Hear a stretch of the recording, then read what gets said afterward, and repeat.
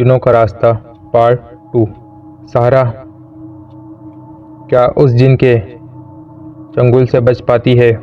کیا وہ جن جو کہہ کر گیا تھا کہ تم نے مجھے دھوکہ دیا مگر یہ ختم نہیں ہوا، میں پھر آؤں گا، کیا وہ جن آ جائے گا سارہ کے پاس دوبارہ؟ تو آج کی کہانی ہم یہیں سے شروع کرتے ہیں، اور جس نے پہلا پارٹ نہیں دیکھا تو اس کا لنک ڈسکرپشن میں ہے، وہ جا کر پہلے پارٹ جنوں کا راستہ ضرور دیکھیں۔ السلام علیکم، welcome to my channel horror story with Yasin. کیسے ہیں آپ سب؟ امید کرتا ہوں خیریت سے ہوں گے۔ میرا نام ہے محمد یاسین اور میں آپ کو لے چلوں گا ایسی کہانی کے سفر پر جسے سننے سے ہی روح کانپ جاتی ہے۔ جن، بھوت، ڈائن، چڑیل اور وہ سب کچھ جو انسانی سمجھ سے پرے ہے۔ اگر آپ کو ہارر اسٹوری پسند ہے تو ہمارے چینل کو سبسکرائب کریں، کیونکہ یہاں صرف کہانی نہیں بلکہ اصلی ڈر بھی ملتا ہے۔ چلتے ہیں اس راز کی طرف جہاں ہر سانس کے ساتھ ایک نیا ڈر چھپا ہے، لیکن یہاں ڈرنا منع ہے۔ 3 دن بعد کراچی کے ایک اسپتال میں سارہ خاموش بیٹھی تھی۔ اس کی آنکھیں دوبارہ نارمل تھیں، مگر اس کے اندر کچھ ہمیشہ کے لیے بدل چکا تھا۔ علی نے آہستہ سے اس کا ہاتھ تھاما۔ تم نے ہمیں بچا لیا، پر تم خود؟ سارہ نے مسکرا کر کہا، میں اب بھی وہی ہوں، پر میرے اندر اب بھی ایک دروازہ باقی ہے۔ کراچی کے مضافات میں ایک سرد رات تھی۔ سارہ کو اس واقعے کو گزرے پورے 7 دن ہو چکے تھے، پر نیند آج بھی اس سے روٹھ سی گئی تھی۔ وہ اکثر اپنی کھڑکی سے باہر دیکھتی، جیسے کسی کو تلاش کر رہی ہو، جیسے کچھ رہ گیا ہو ادھورا سا۔ اس رات بھی ویسا ہی ہوا۔ جب گھڑی میں 12 بجے سارہ نے دروازے کے پیچھے ایک آواز سنی، وہی دستک، وہی رفتار، وہی انداز۔ سارہ کا رنگ اڑ گیا۔ قرآن پاک اٹھایا، لیکن اسے محسوس ہوا جیسے کوئی کمرے کی لائٹ بجھ گئی، پنکھا رک گیا اور کھڑکی خود بخود کھل گئی۔ سارہ نے آہستہ سے کہا، تم پھر آ گئے۔ ایک سیاہ دھواں اندر داخل ہوا اور دیوار پر وہی چہرہ ابھرا، جن سردار کا چہرہ، مگر وہ ادھورا تھا، جیسے کسی نے اسے جلا دیا ہو۔ تم دروازہ کھول کے گئی تھی، اب وہ کبھی بند نہیں ہوگا، اس جن سردار نے کہا۔ سارہ نے قرآن کی آیت پڑھنے کی کوشش کی، مگر زبان لڑکھڑانے لگی۔ سرد دھواں اس کے گرد چکر لگانے لگا۔ کمرہ اب کمرہ نہ رہا، بلکہ دوبارہ پتھر کی وادی بن چکا تھا، اور وہاں علی کھڑا تھا۔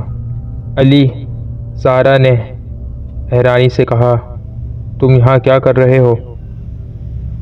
تم تو کراچی میں ہو۔ علی نے پلٹ کر دیکھا، اس کی آنکھیں سیاہ تھیں۔ میں وہی بن چکا ہوں جس سے تم نے مجھے بچایا تھا، اب تمہیں میری جگہ لینی ہوگی۔ سارہ نے پیچھے بیٹھے ہوئے کہا، نہیں، یہ سب دوبارہ نہیں۔ تبھی اچانک سب کچھ غائب ہو گیا۔ سارہ کی آنکھ کھلی، وہ اپنے کمرے میں تھی، پسینے میں شرابور کانپتی ہوئی۔ وہ ڈر کے دروازے تک پہنچی، مگر دروازے پر ہاتھ کے نشان تھے، جلنے کی چوٹیں، جلتے ہوئے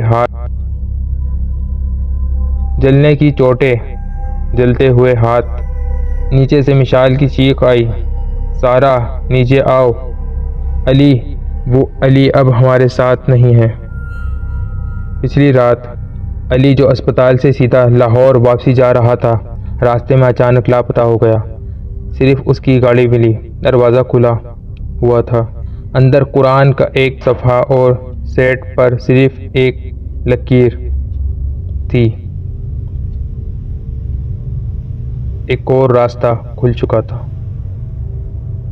رات کے اندھیرے میں بارش ہو رہی تھی۔ سارہ، مشال اور لال بخش اب لاہور کے نوا میں پہنچ چکے تھے جہاں علی کی گاڑی ملی تھی۔ وہ جگہ سڑک سے کچھ ہٹ کر ایک پرانے ویران کوٹھی کے قریب تھی جسے لوگ خونی بنگلہ کے نام سے جانتے تھے۔ برسوں سے وہ بند تھی مگر آج اس کے دروازے کھلے تھے۔ لال بخش نے ہاتھ روکا اور آہستہ سے کہا، یہ وہی جگہ ہے جہاں کبھی ایک جنی کا نکاح ہوا تھا اور جن کی نسل اب زندہ ہے۔ سارہ کی آنکھیں بھر آئیں۔ علی زندہ ہے یا نہیں؟ لال بخش نے کہا، وہ زندہ ہے لیکن اس کے جسم میں اب علی نہیں۔ وہ تینوں اندر داخل ہوئے بنگلے میں۔ بنگلے کی دیواروں پر خون سے کچھ الٹ لکھی گئی تھی۔ ہر کمرے میں آئینے تھے مگر ہر آئینے میں صرف سایہ دکھائی دیتا تھا۔ کوئی بھی انسان خود کو نہ دیکھ سکتا تھا۔ تبھی ایک کمرے سے علی کی آواز آئی، مجھے بچاؤ سارہ، یہ میں ہوں، میں خود کو بھول رہا ہوں۔ سارہ نے دروازہ کھولا۔ اندھیرا، صرف ایک کرسی جس پر علی بیٹھا تھا، اس کی آنکھیں بند، ماتھے پر خون کی لکیریں اور ہاتھ بندھے ہوئے تھے۔ لیکن جب اس نے آنکھیں کھولیں وہ علی نہیں تھا۔ تم آ گئی ہو، اس نے کہا، ہمیں تمہاری تلاش تھی کیونکہ اب صرف تم ہی ہو جو ہمارے خون کو مکمل کر سکتی ہو۔ سارہ نے قرآن بلند کیا مگر علی کی آنکھیں سے شعلے نکلے۔ لال بخش نے چیخ کر کہا، اب یا تو وہ بچے گا یا تم، خون کا نشان لگ چکا ہے۔ تبھی مشال نے وہی چاقو نکالا جو پتھر کے شہر سے ملا تھا۔ اس چاقو پر اب لفظ لکھا تھا، نہر یعنی قربانی۔ سارہ نے روتے ہوئے کہا، نہیں، مجھے علی کو مارنا نہیں۔ تبھی علی نے کہا، تو مجھے بچا لو، میرے اندر روشنی ڈالو۔ سارہ نے چاقو زمین پر مارا اور ایک دعا پڑھی جو اسے بچپن میں اس کی نانی سکھایا کرتی تھی، اے اللہ، تو جیسے چاہے مجھے ان سے بچا لے۔ روشنی کا طوفان چھوٹا، علی چیخا، بنگلہ لرز اٹھا اور سب کچھ سفید ہو گیا۔ کچھ لمحے بعد علی زمین پر لیٹا ہوا پسینے میں ڈوبا اور سارہ اسے تھامے بیٹھی تھی۔ اس کی آنکھوں کی سیاہی غائب ہو چکی تھی۔ مشال زاروں قطار رو رہی تھی۔ لال بخش نے دروازے بند کرتے ہوئے کہا، ایک دروازہ بند ہو گیا ہے مگر خون کا نشان اب مٹنے والا نہیں۔ یہ جنگ تم نے جیت لی ہے مگر آخری نہیں ہے۔ سارہ اب نسبتاً پرسکون زندگی گزارنے کی کوشش کر رہی تھی۔ علی صحت یاب ہو چکا تھا، مشال نے لاہور چھوڑ دیا تھا اور لال بخش واپسی اپنے گاؤں چلا گیا تھا۔ مگر کچھ چیزیں خاموش نہیں ہوتیں۔ راتوں کو سارہ کو ایک خواب بار بار آ رہا تھا۔ خواب میں وہ خود کو ایک میدان میں پاتی، اس کے گرد درجنوں جن کھڑے ہوئے تھے اور بس میں ایک بکری بندھی ہوئی تھی۔ ایک جن سردار اس سے کہا، بس ایک آخری ذبیحہ پھر سب ختم ہو جائے گا۔ ہر رات یہ خواب، ہر رات وہی منظر، اور پھر جاگنے پر بستر کے پاس کالی راکھ۔ علی نے ایک رات کہا، یہ خواب نہیں، بلایا جا رہا ہے، یہ ذبیحہ تمہارا امتحان ہے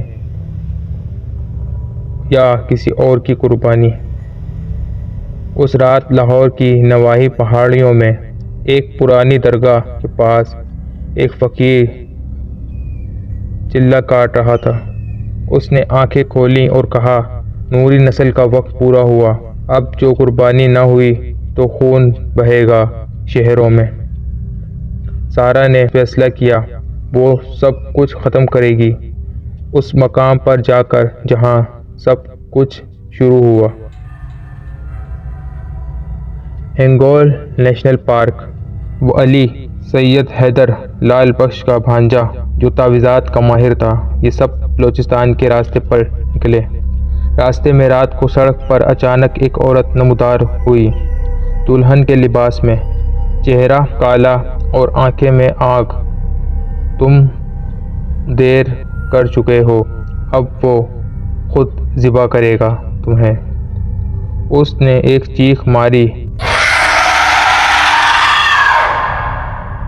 گاڑی بند، روشنی غائب، اور سامنے پورا قافلہ جنوں کا نمودار ہو گیا۔ سید حیدر نے سب پر لوہے کی خاک چھڑکی، ایک فقیر کا چراغ جلایا۔ یہ چراغ اس بزرگ نے جلایا تھا جس نے اس کی نسل کو پہلے دفن کیا تھا۔ وہ سب بالآخر ہنگول کے اندرونی غار میں پہنچ گئے، وہی جہاں پہلا دروازہ کھلا تھا، اور وہیں خون کا نشان ایک بار پھر روشن ہوا، اور آواز آئی،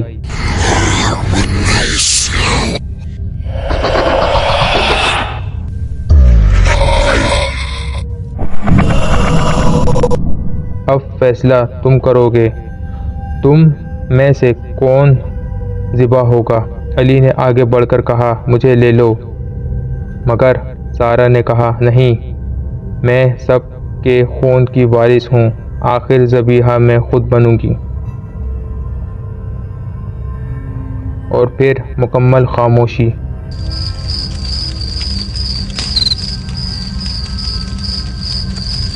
سارہ نے سید حیدر سے کہا، ذبح کرو مگر اللہ کے نام پر، تاکہ یہ سب کچھ ختم ہو جائے۔ لیکن جیسے ہی خنجر اس کے قریب آیا، زمین پھٹی اور ایک بچی کی آواز آئی، امی۔ سب نے چونک کر دیکھا، ایک چھوٹی بچی جس کی شکل سارہ جیسی تھی۔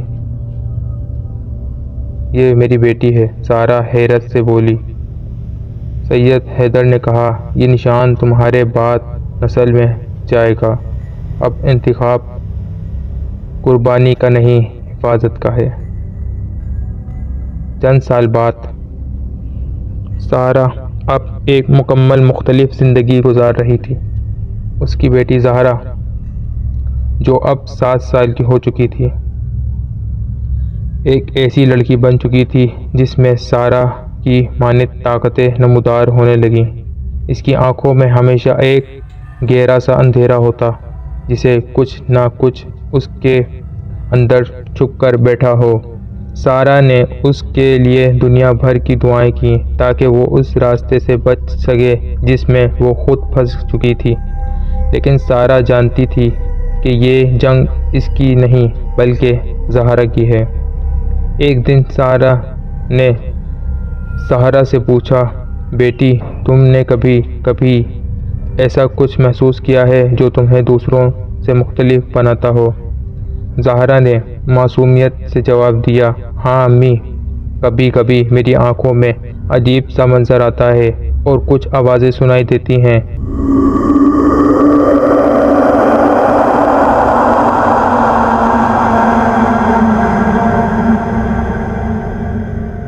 میں چاہتی ہوں کہ وہ آوازیں بند ہو جائیں۔ سارہ کا دل دھک سے رک گیا۔ اس نے زہرا کو گلے لگایا اور کہا، تمہاری طاقتیں تمہیں تمہاری تقدیر کی طرف لے جائیں گی بیٹی، ہمیں بس خود کو اس سے لڑنے کے لیے تیار رکھنا ہوگا۔ وہی رات سارہ اور زہرا لاہور میں اپنے گھر کے صحن میں بیٹھی تھیں۔ اچانک ایک سیاہ بادل نے پورے شہر کو گھیر لیا۔ ہوا تھم سی گئی تھی اور پھر وہی آوازیں سنائی دیں۔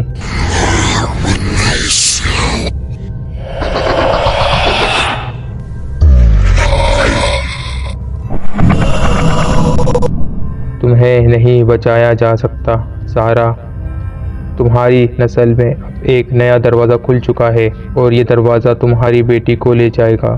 سارا نے فوراً قرآن کی ایک آیت پڑھی، مگر زہرا نے کچھ نہ کہا۔ اس کی نظریں ایک طرف جمی ہوئی تھیں، جیسے کسی اور دنیا میں کھو گئی ہو۔ امی، زہرا نے کہا، وہ واپسی آ گئے۔ سارا کی نظریں پھیل گئیں۔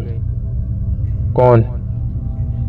سارا نے کہا، وہ جن جو میرے اندر آنا چاہتا ہے، وہ واپسی آ گئے ہیں اور مجھے اپنی جگہ بنانی ہے۔ سارا نے فوراً زہرا کو اپنے ساتھ سینے سے لگا لیا۔ نہیں بیٹی، تمہیں انہوں نے واپسی بھیجنا ہوگا۔ تمہیں وہ دروازہ بند کرنا ہوگا جو اب کھل رہا ہے۔ تبھی سایہ غصے میں ساری فضا میں پھیل گیا اور سارا نے محسوس کیا کہ اس کا جسم دوبارہ چند لمحوں کے لیے جنوں کے قبضے میں آ گیا۔ کئی دن بعد سارا اور زہرا اور لال بخش، جو اب پرانے تعویذوں میں ماہر تھا، بلوچستان کے پہاڑوں علاقے میں پہنچے، جہاں وہ جانتے تھے کہ جنوں کا اصل مرکز ہے۔ ہنگول کے نزدیک ایک غار، جہاں پر نیا دروازہ کھل چکا تھا۔ یہ وہ جگہ تھی جہاں سارا نے پہلی بار جن سردار کو چیلنج کیا تھا اور جہاں اس کا امتحان لیا گیا تھا۔ وہاں اس غار میں جنوں کی طاقتیں اب اور بھی بڑھ چکی تھیں۔ سارا اور زہرا جب اندر پہنچے تو سایہ پھر مڑ آیا، لیکن اس بار زہرا نے آگے بڑھ کر اس کے خلاف قوت ظاہر کی۔ اس کی آنکھوں میں جو گہرا اندھیرا تھا وہ اب چمک میں بدل گیا تھا اور اس کی زبان سے وہی آیت نکلی، وَأَنَا رَبُّكُمْ فَاعْبُدُونِ، اور میں تمہارا رب ہوں تو میری عبادت کرو۔ آخر کار زہرا نے جنوں کے سردار کو شکست دے دی۔ اس کا جسم جلتے ہوئے غار میں مٹنے لگا اور سارا نے گہرا سانس لیا، جیسے ایک طویل لڑائی کے بعد اس نے فتح حاصل کی ہو۔ بیٹی، تم نے یہ جنگ جیتی ہے، سارا نے کہا، اب تمہاری زندگی تمہارے اختیار میں ہے۔ زہرا نے مسکرا کر کہا، اب وہ دروازہ بند ہو چکا ہے امی، اور اب ہم اپنی تقدیر خود لکھیں گے۔ 1 سال بعد زہرا اب 12 سال کی ہو چکی تھی اور اس کی طاقتیں مزید بڑھ چکی تھیں۔ اس کے اندر ایک عجیب سی توانائی طاقت تھی جو سارا کو بھی پریشان کر دیتی تھی۔ اس کے جسم میں اب وہ سائے اور روشنیاں مکمل طور پر ایک ہو چکی تھیں جو اور کبھی کبھار وہ محسوس کرتی تھی کہ اس کا وجود کسی دوسرے جن کے مانند ہے، وہ جس کا نام سارا کے ساتھ جڑا تھا۔ سارا نے ہمیشہ زہرا کو تعویذات اور دعاؤں سے محفوظ رکھنے کی کوشش کی، مگر اس کا دل جانتا تھا کہ یہ لڑائی ابھی مکمل نہیں ہوئی، کچھ نہ کچھ اور بچا تھا۔ رات کے وقت زہرا ایک بار پھر خواب میں اس میدان میں پہنچی جہاں کبھی اس نے جنوں کو دیکھا تھا۔ اس بار میدان میں صرف ایک بے حد قدیم پرانا درخت، جس کے نیچے ایک کمرہ تھا جس کا دروازہ بند تھا۔ تمہیں اندر جانا ہوگا، ایک آواز آئی۔ یہ وہ دروازہ ہے جسے تم نے بند کیا تھا، مگر اس میں ابھی بھی کچھ باقی ہے۔ زہرا نے دروازہ کھولا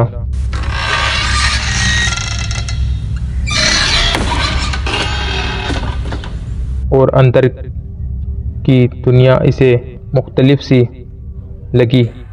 ہر طرف جنوں کے سائے رقص کر رہے تھے اور اس کے سامنے ایک اور لڑائی کھڑی تھی جس کی آنکھوں میں وہی گہرا اندھیرا تھا جو زہرا کے اندر تھا۔ تم کون ہو؟ زہرا نے پوچھا۔ لڑکی نے مسکرا کر جواب دیا، میں تمہاری وارث ہوں، وہ جو تم نے چھوڑا تھا۔ زہرا نے گہری سانس لی، تم بھی جن ہو؟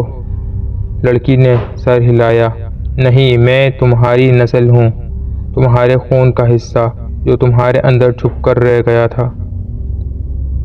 صبح سارا نے زہرا کو دوبارہ تلاش کیا مگر زہرا غائب ہو چکی تھی۔ ہر طرف سایہ ایک ہلکا تھا، جیسے کوئی قوت اسے اپنی طرف کھینچ رہی ہو۔ سارا نے فوراً لال بخش کو خبر دی اور دونوں بلوچستان کی جانب روانہ ہو گئے۔ وہ جانتے تھے کہ اب کوئی دوسرا دروازہ کھلنے والا ہے۔ ایک اور جن کی نسل کا آغاز۔ ہنگول نیشنل پارک میں داخل ہوتے ہی سارا نے محسوس کیا کہ کچھ عجیب ہو رہا ہے۔ درختوں میں شور سا تھا، ہوا میں سرسراہٹ تھی،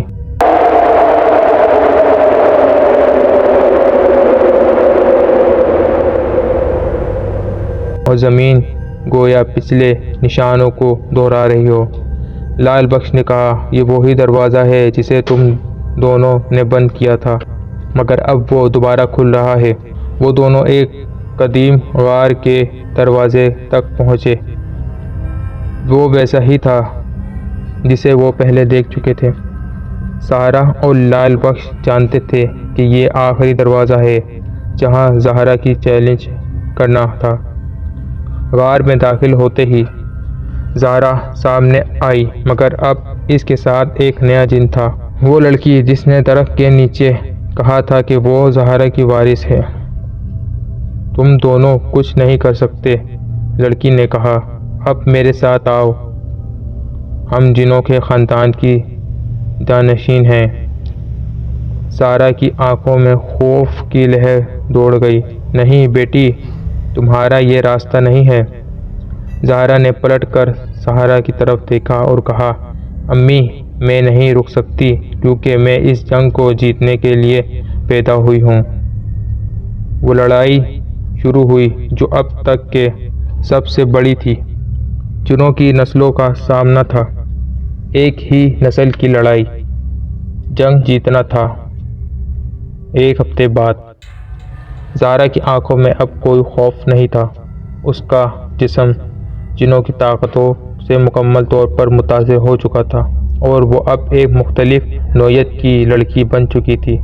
وہ جانتی تھی کہ اس کے اندر جو قوت ہے وہ صرف ایک فرد کی نہیں بلکہ ایک نسل کی طاقت ہے، جنوں کا وارث بننے کی طاقت۔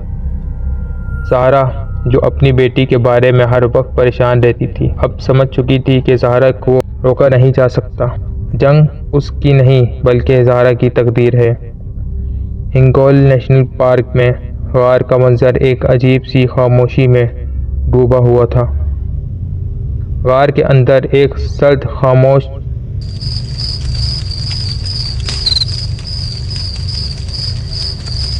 چھائی ہوئی تھی۔ ہر طرف سایہ ڈھونڈنے اور پراسرار سرگوشیاں۔ زہرا آہستہ قدموں سے اس مقام کی طرف بڑھی جہاں ایک پرانا پتھر کا منبر تھا، جنوں کا تخت۔ اچانک وہی لڑکی جو خود کو زہرا کی وارث کہتی تھی سامنے نمودار ہوئی۔ اب وہ ایک جن کی مکمل روپ میں تھی۔ اس کی آنکھیں سیاہ، زبان پر نامعلوم الفاظ اور ہاتھ میں ایک پرانی خون آلود تلوار۔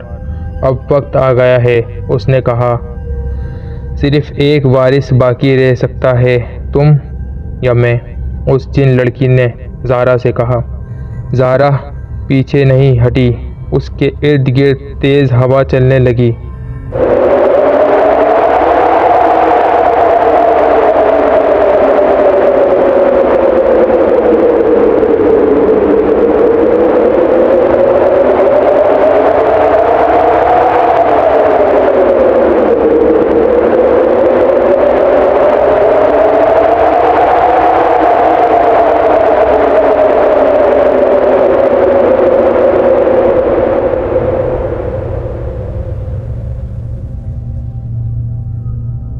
اس نے قرآن پاک کی آیت پڑھنا شروع کی، مگر اس بار وہ آیت بھی لڑکھڑانے لگی جیسے کسی نے اس کی زبان روک دی ہو۔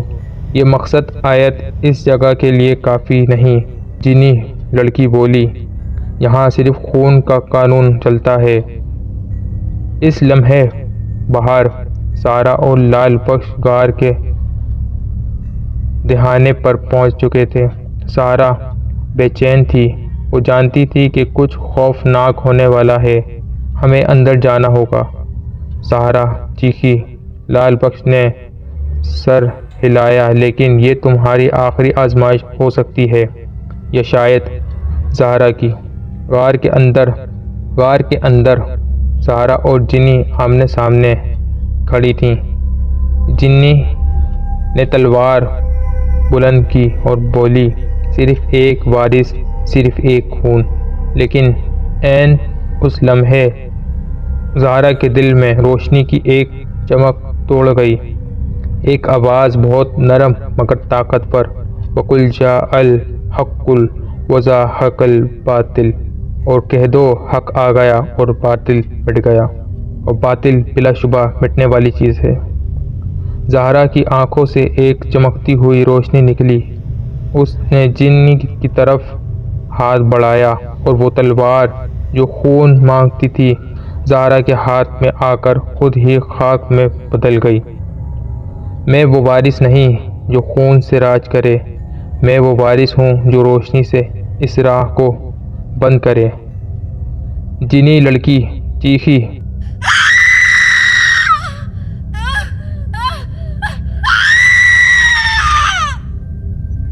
اس کا جسم جھلستا ہوا ایک اور دروازہ چیخ کے ساتھ وہ زمین میں دھس گئی۔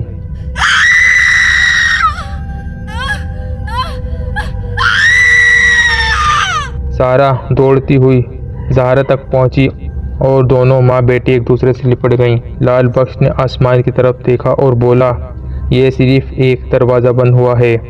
اگر وارث نیکی کے ساتھ رہے تو باقی سب دروازے ہمیشہ کے لیے مہر ہو سکتے ہیں، لیکن اگر اندھیرا واپسی آیا۔ سارا نے زہرا کے ہاتھ مضبوطی سے تھاما۔ تو اس بار ہم تیار ہیں۔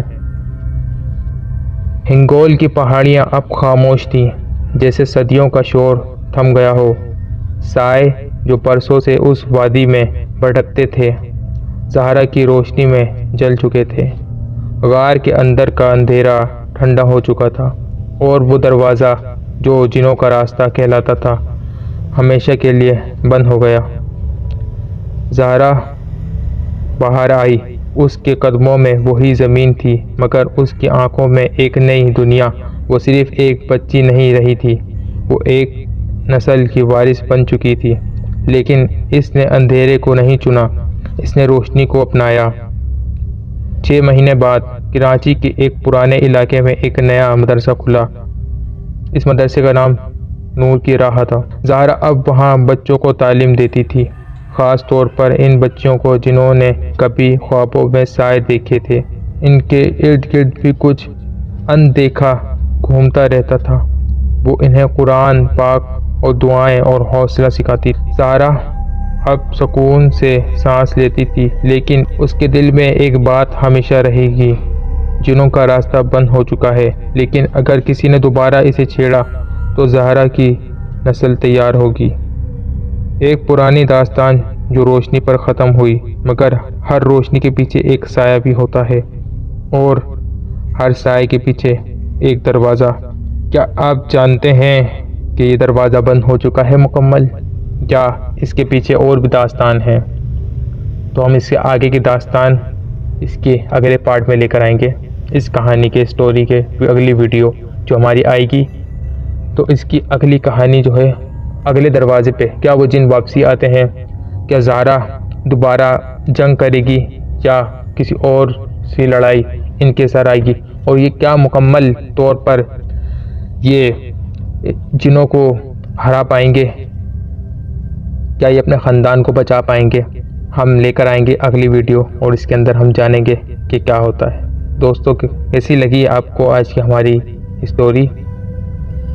یہ سفر یہیں ختم نہیں ہوتا، اس کا سفر اور بھی ہے۔ ہمارے ساتھ رہیے، اور اندھیروں سے جڑا جو راستہ ہے، جو وقت ہے، وہ ہم مل کر طے کریں گے، اور خوفناک داستان کے ساتھ۔ دوستو، آج کی ہماری ہارر اسٹوری آپ کو پسند آئی ہو تو ہماری ویڈیو کو لائک کریں، شیئر کریں، کمنٹ کریں، اور ہمارے چینل کو سبسکرائب کریں، اور بیل آئیکن کو پریس کرنا مت بھولنا۔ کیونکہ اس کا فائدہ یہ ہوگا کہ آپ میری ہارر اسٹوری فیملی کا حصہ بن جائیں گے اور میری نوٹیفیکیشن آپ تک سب سے پہلے پہنچ جائے گی۔ اپنا بہت زیادہ خیال رکھیے گا، دعا میں یاد رکھیے گا۔ ملتے ہیں اس کی اگلی داستان میں، اسٹوری جنوں کا راستہ پارٹ نمبر 3 مکمل طور پر سنیں گے۔ مجھے دیجیے اجازت، اللہ حافظ۔